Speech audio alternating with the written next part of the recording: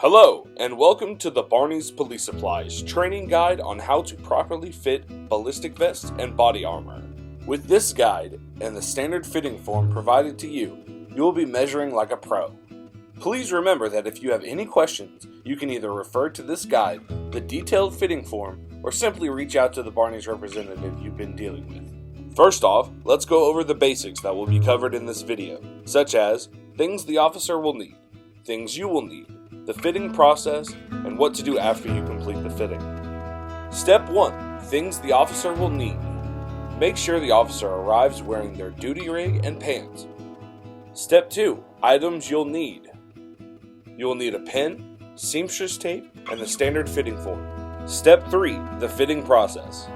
To start the process, you will need to get some basic information from them, such as full name, badge number, department, height and weight, etc. You will fill that information into the space at the top. For the first measurement, have them stand and lift their arms. Place the tape at the widest part of the chest and find the measurement.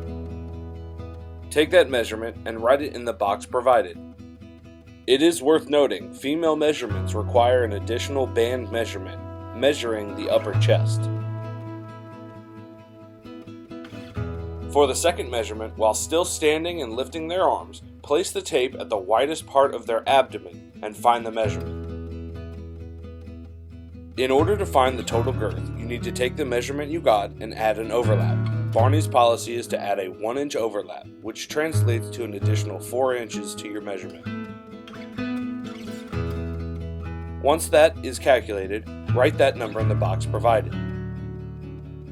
Now you must determine the front and back panel widths by dividing that number you just wrote down for total girth in half. Then by rounding up, you circle the panels that give you the closest to the total girth. It is worth noting that you may have the same widths for the front and back, but you may also get 2 different widths. In the case of you getting 2 different widths, the front panel must always be bigger than the back. For the third measurement, have the officer sit down in a relaxed 90-degree position. Measure from the clavicle notch to the top of the duty belt. For the officers that are a little husky, measure from the clavicle bone to where the belly starts to curve back towards the belt. Taking that measurement and subtracting by 1, you will get the front center length to be written in the box provided.